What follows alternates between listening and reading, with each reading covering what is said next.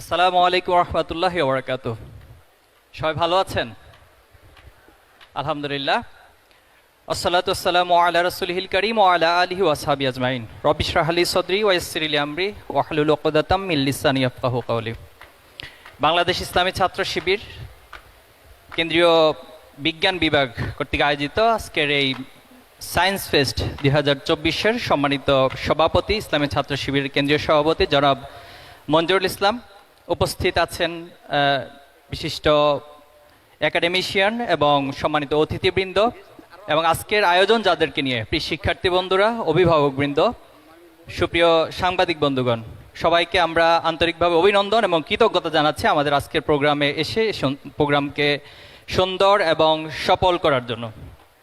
সম্মানিত উপস্থিতি, ইসলামী ছাত্র শিবির তার যাত্রালগ্ন থেকেই একটি মহৎ লক্ষ্য এবং উদ্দেশ্য নিয়ে যাত্রা শুরু করেছিল। আলহামদুলিল্লাহ, আমরা অনেকটা পথ পাড়ি দিয়ে এসেছি। তো এই পথ পাড়ি দিয়ে আসতে গিয়ে আমাদেরকে অনেক কণ্ঠকাকীর্ণ পথ অতিক্রম করতে হয়েছে, অনেক বাধার সম্মুখীন হতে হয়েছে, আমাদেরকে অনেক প্রোপাগান্ডাকে ফেস করতে হয়েছে, যেটা আজকে দিন পর্যন্ত আমাদেরকে করতে হচ্ছে।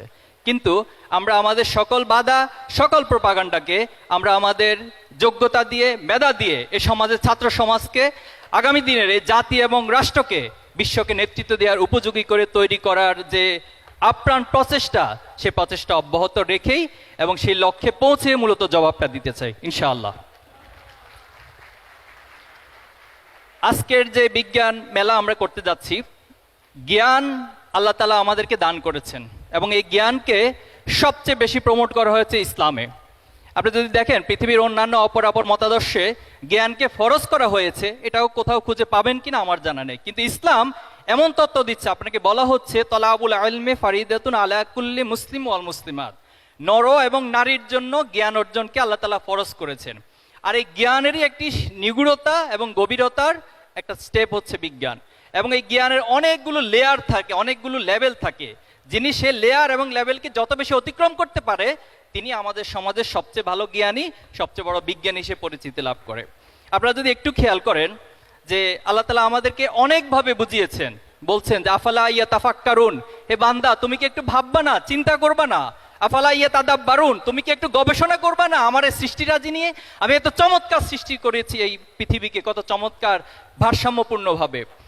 চিন্তা গবেষণা যারা যত বেশি করেছেন, তিনি বিজ্ঞান হিসেবে উপস্থাপন। আমি দুইটা উদাহরণ দিচ্ছি আপনাদেরকে।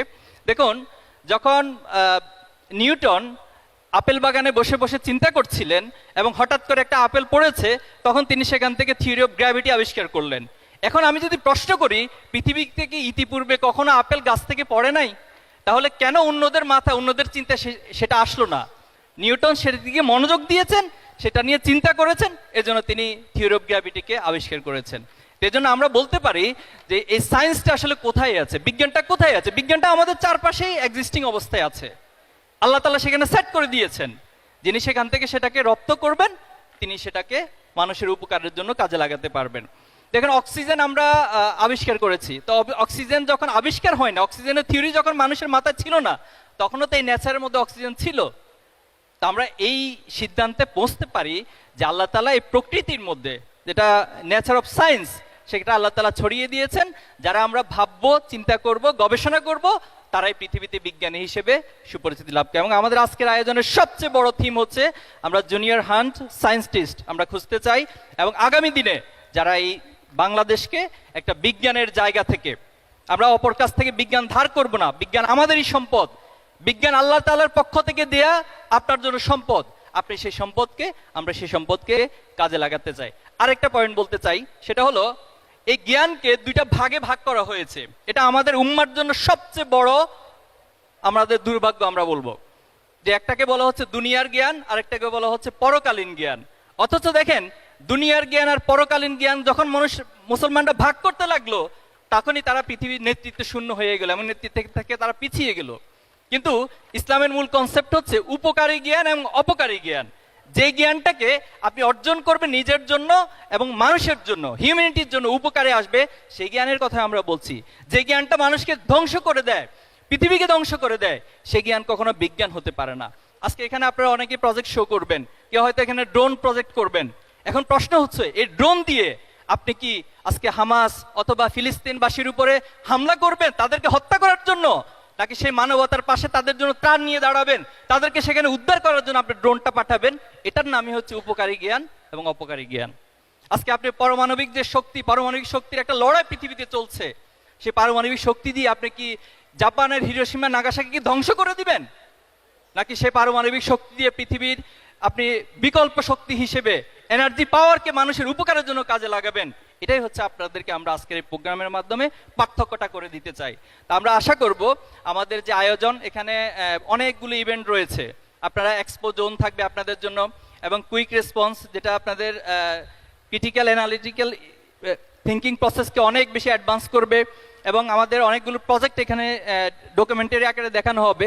একবারে মহাকাশ থেকে সমুদ্র বিজ্ঞান পর্যন্ত প্রত্যেকটা ইস্যু আপনার কাছে লাইভ মনে হবে। তা আমরা আশা করব আপনারা সেই জায়গাকে অনেক বেশি উপভোগ করবেন। এবং পরিশেষে বলতে চাই, আমাদের অনেকগুলো চ্যালেঞ্জ ছিল এই প্রোগ্রামটা বাস্তবায়নের ক্ষেত্রে। সকল চ্যালেঞ্জগুলোকে আমরা চেষ্টা করেছি ওভারকাম করার জন্য। এরপরও যদি কোনো বিষয় দুর্বলতা পরিলক্ষিত হয়, আপনারা আমাদেরকে পরামর্শ দিয়ে আমাদেরকে সংশোধন করে ভালোবাসা দিয়ে দোয়া দিয়ে আশা করি আমাদের এই প্রোগ্রামকে আপনারা সাফল্যমণ্ডিত করবেন ইনশাআল্লাহ। সবাইকে অনেক অনেক ধন্যবাদ। আসসালামু আলাইকুম রহমতুল্লাহ। ধন্যবাদ জনাব জাহিদুল ইসলামকে।